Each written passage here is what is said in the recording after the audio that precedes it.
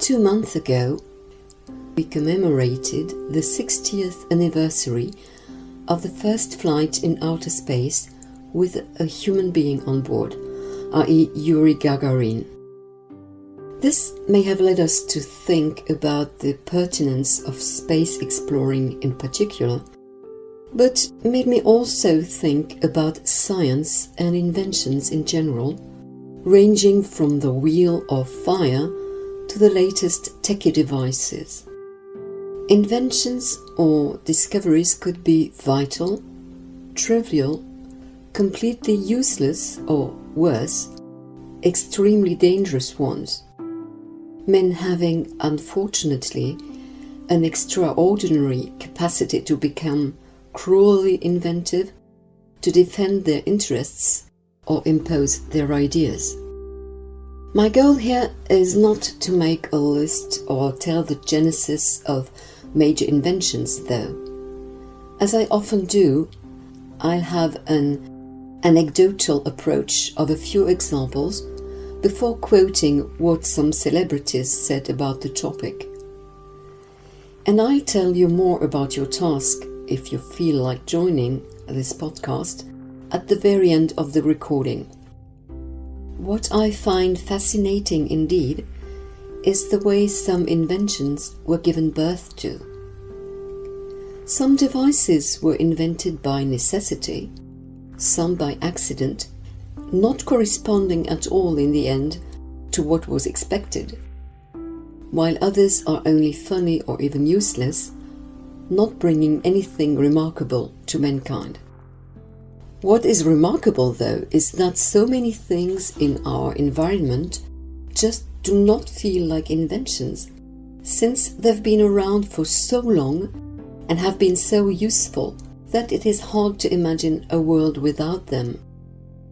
Owing its origins to all single guys out there in 1904 is the t-shirt. What, will you say? What do t-shirts have to do in an article about inventions? Let me tell you. Try to keep in mind that men in those days wore buttoned shirts which often lost their most important part, the buttons.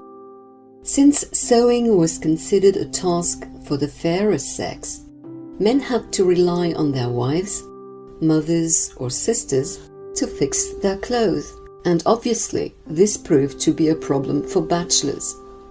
Fortunately, the Copper Underwear Company ran a magazine ad in 1904 to advertise their newest product, that was a shirt stretchy enough to be pulled over one's head. The ad read, "No safety pin, no buttons, no needle, no thread." And it targeted men who had no wives and who couldn't sew. Within a year, the US Navy saw the ad and started issuing shirts to every sailor. The rest, as they say, is history. I go on and focus on 2 medical inventions now, not major ones, but they did change the way to examine or take care of patients. We owe the first one to a French doctor called Laennec. He felt uncomfortable when he had to examine young female patients. So far, physicians used to tap their fingers on the patient's chest in order to get clues about their condition. Laennec, as a gentleman, was reluctant to embarrass the girls, so he rolled up a sheet of paper to create a tube, which he then placed on their chests. Not only did this allow him to preserve his patient's intimacy to some extent, but he was also surprised when he realized that this method actually facilitated an accurate diagnosis, and this breakthrough led to the invention of the first stethoscope. 1 century later, the next item I'm going to talk about was created due to necessity, which, according to a saying, is the mother of invention. In 1920, a humble cotton buyer for Johnson & Johnson, named Earl Dixon, was married to a rather clumsy woman named Josephine. She was very accident-prone, which made life difficult for poor Earl as well, since medical attention was not cheap. When he realized that his wife's accidents would not stop, he had an idea, a brilliant one. He cut a small piece of gauze and placed it on another strip of gauze with adhesive on each end. Josephine's wounds were saved from getting infected, but no one knows, in fact, if she stopped walking into walls or not. By 1939, Band-Aids were also sterilized just in time for World War II, ensuring a better and safer way to protect and heal wounds, and they are still used today. I could go on with a long list of anecdotes, but let's go ahead with some quotes about progress and inventions that provide us with food for thought and might even help you for your contribution to the topic as far as the advantages and drawbacks of inventions are concerned. Indeed, the advancement of technology generally evokes a range of emotions in people from all walks of life.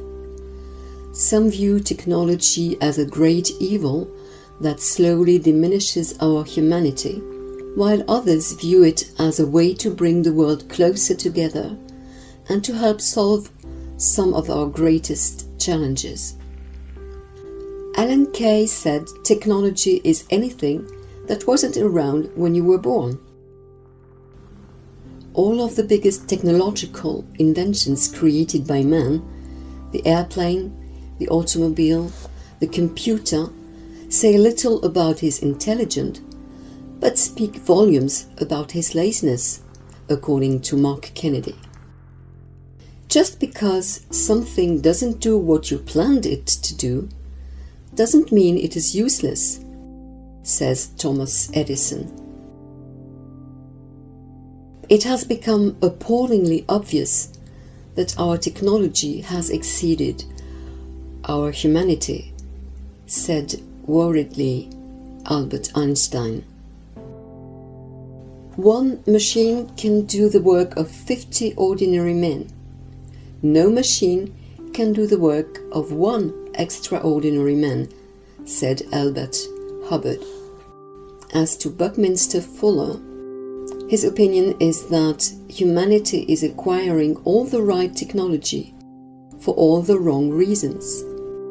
Libby Larson's concern is that the great myth of our times is that technology is communication, or Sidney Harris's concern is that the real danger is not that computers will begin to think like men, but that men will begin to think like computers.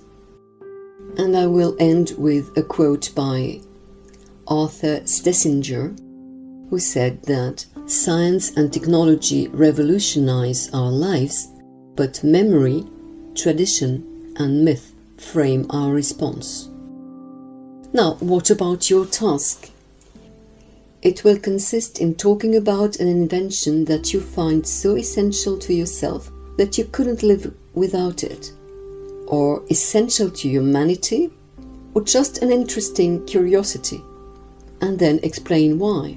Will it be the wheel, fire, the domestication of horses, the compass, the automobile, concrete, nails, electricity, the printing press, or the Morse code, antibiotics, the refrigerator, television, banknotes? You can see that it's only the beginning of a list. It can be much longer. None of your ideas may be in that list. You're free to choose whatever you like.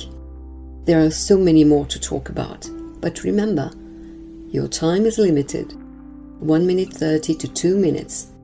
So just tell your name and country at the beginning and then go straight to the point. Ready?